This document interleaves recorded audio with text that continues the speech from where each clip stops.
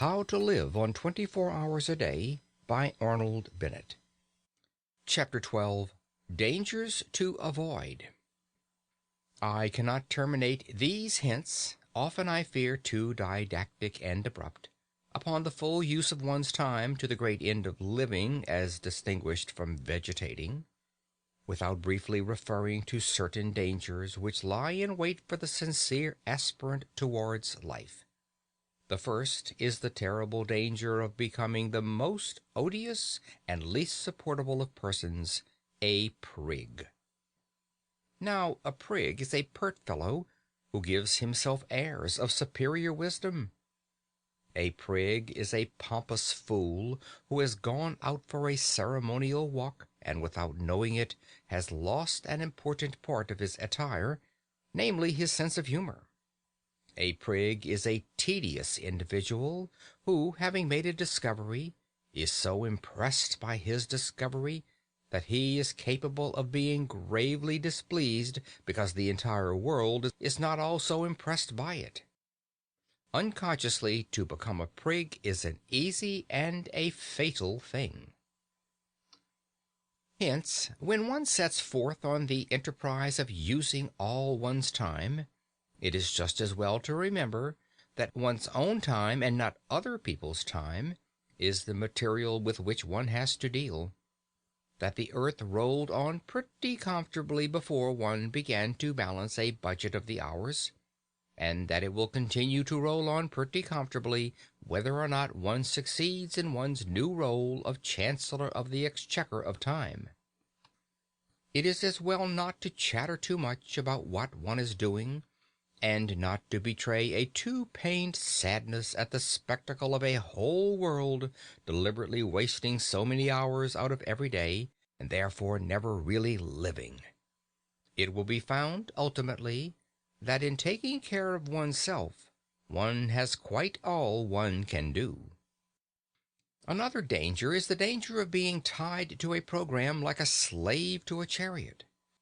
One's program must not be allowed to run away with one. It must be respected, but it must not be worshipped as a fetish. A program of daily employ is not a religion. This seems obvious.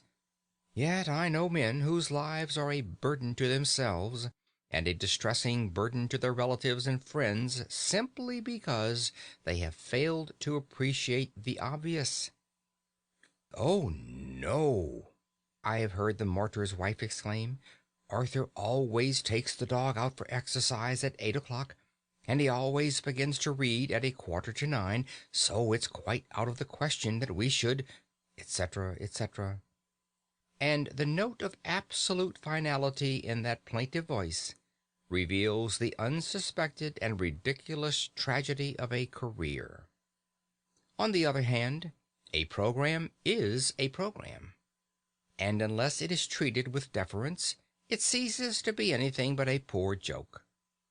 To treat one's program with exactly the right amount of deference, to live with not too much and not too little elasticity, is scarcely the simple affair it may appear to the inexperienced. And still another danger is the danger of developing a policy of rush, of being gradually more and more obsessed by what one has to do next. In this way one may come to exist as in a prison, and one's life may cease to be one's own. One may take the dog out for a walk at 8 o'clock, and meditate the whole time on the fact that one must begin to read at 8:45, and that one must not be late. And the occasional deliberate breaking of one's program will not help to mend matters. The evil springs not from persisting without elasticity in what one has attempted, but from originally attempting too much, from filling one's program till it runs over. The only cure is to reconstitute the program and to attempt less.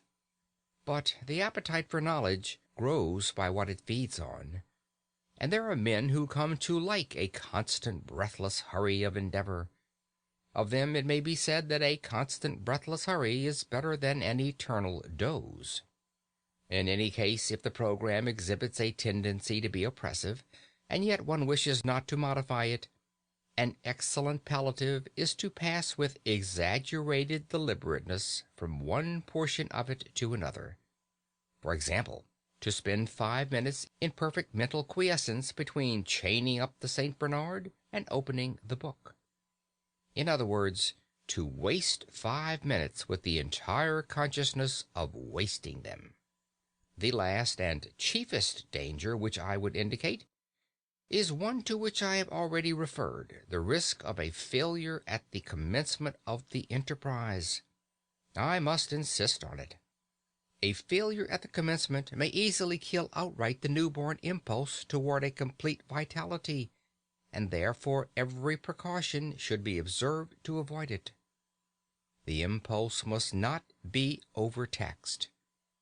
Let the pace of the first lap be even absurdly slow, but let it be as regular as possible. And having once decided to achieve a certain task, achieve it at all costs of tedium and distaste. The gain in self-confidence of having accomplished a tiresome labor is immense. Finally, in choosing the first occupations of those evening hours, be guided by nothing whatever but your taste and natural inclination. It is a fine thing to be a walking encyclopedia of philosophy. But if you happen to have no liking for philosophy, and to have a like for the natural history of street cries, much better leave philosophy alone and take to street cries. End of chapter 12. End of How to Live on 24 Hours a Day by Arnold Bennett. This book recorded by Phil Chenevert.